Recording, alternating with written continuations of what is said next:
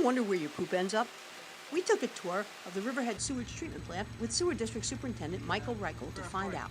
How we deal with human waste is one of the most important environmental issues we face, and one of the most expensive functions of running a town.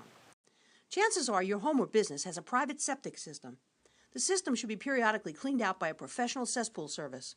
The cesspool service brings the waste to the Riverhead Sewage Treatment Plant on River Avenue. The Riverhead plant accepts cesspool waste from homes and businesses across the East End and eastern Brookhaven. If your home or business is inside the Riverhead Sewer District, which encompasses most of downtown Riverhead, your wastewater gets to the sewage treatment plant by way of a network of underground pipes. There are actually two separate treatment plants at the town's facilities. One handles only cesspool waste, the other handles sewer district waste, plus the final stage of treatment for the liquid portion of treated cesspool waste. The treatment process is built around a few basic principles. First, separating solids from liquids. Second, getting all the water out of the solid waste. And third, removing nutrients and contaminants from the liquid waste so it can be discharged to the environment as safely as possible. The raw waste first passes through special screens that remove large items that can clog the plant's pumps. Wads of hair, rags, clumps of grease, tampon applicators, and things like that. The stuff that's removed is hauled off to a specially designated landfill out of state. The remainder goes into an aerated grit chamber where it's rotated slowly to settle out stone, sand, silt, and other objects that pass through the bar screen. The aeration keeps the organics in suspension. From there, it goes to equalization tanks. Equalization tanks are used in various locations in both plants in order to maintain an even flow of waste to the system around the clock. Keeping an even, consistent flow is critical to the correct operation of the treatment plants.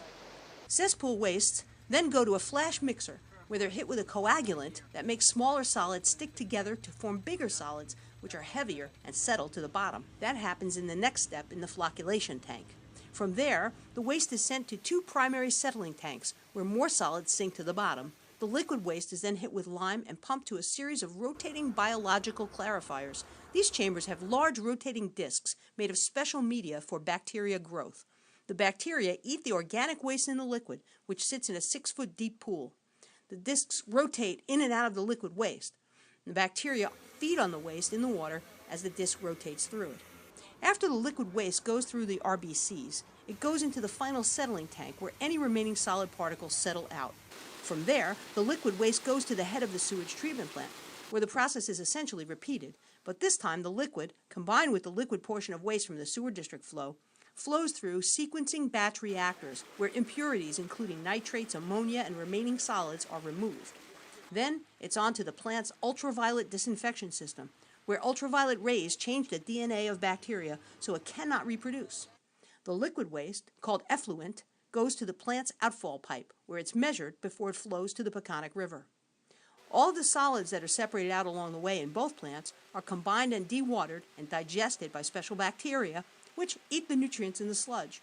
Then, it's pressed to squeeze out any remaining water and shipped to a specially permitted landfill. The Riverhead Sewage Treatment Plant is currently undergoing a $24 million upgrade. When the upgrade is completed, it will be finished next spring. The plant's liquid effluent will contain less than 4 milligrams per liter of nitrogen. That will be low enough to allow the reuse of the treated water for irrigation.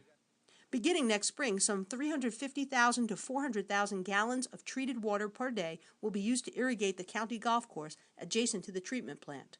Another 100,000 gallons per day will be used at the plant itself. The remainder of the treated water, another 350,000 to 400,000 gallons per day at current usage levels, will be discharged into the Peconic River. The plant is currently discharging about 800,000 gallons a day of treated wastewater into the river.